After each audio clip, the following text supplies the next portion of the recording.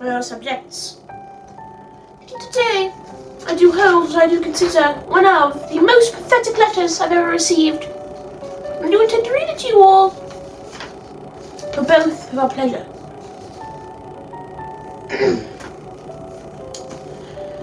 Your Grace's displeasure and my imprisonment are things so strange to me that what to write or what to excuse I'm altogether ignorant.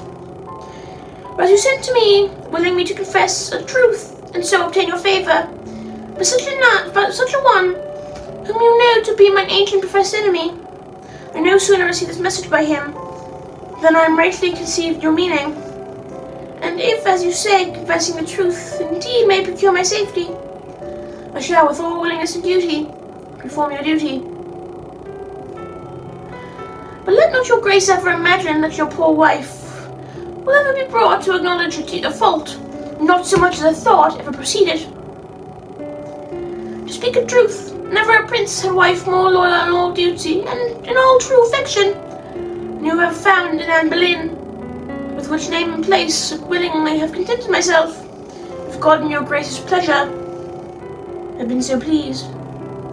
Neither did I at any time so far forget myself in my exaltation or received queenship, that I always looked for such an alteration as I now find, for the ground of my preferment being on no surer foundation than your Grace's fancy. The least alteration was fit and sufficient.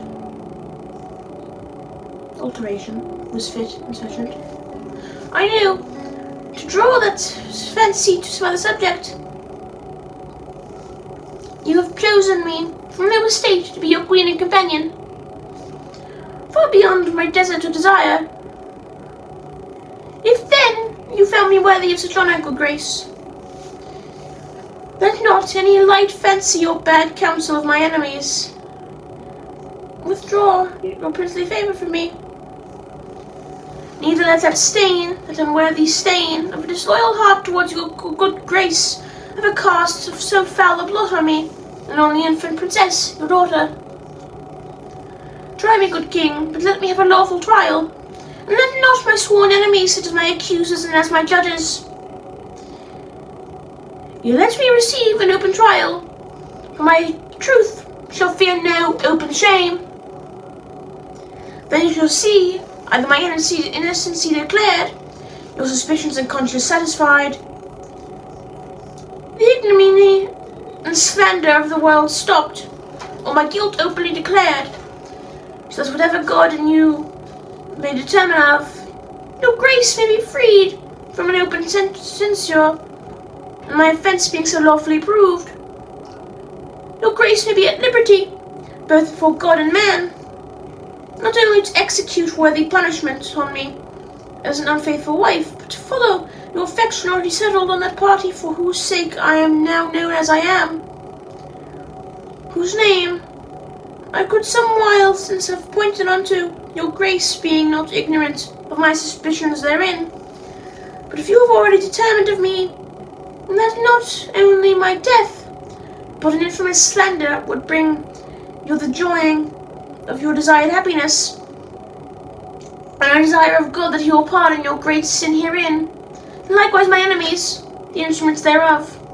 He will not call you a straight account for your unprincely and cruel usage of me at this general judgment seat, where both you and myself must shortly appear, and whose just judgment I doubt not, whatsoever the world may think of me, my innocence shall openly be known and sufficiently declared.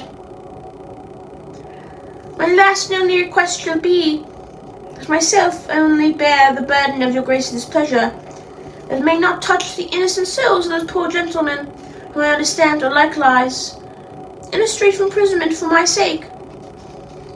If I ever have found favour in your sight, if ever the name of Anne Boleyn has been pleasing in your ears, then let me obtain this request.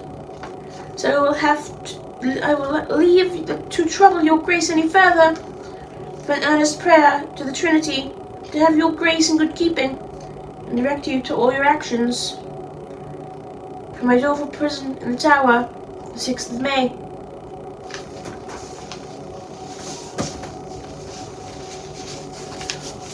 This was a letter sent to me by Anne Boleyn during her imprisonment. But I do consider it most pathetic in begging for mercy. With that, my subjects, I do say farewell for now, and I shall be back.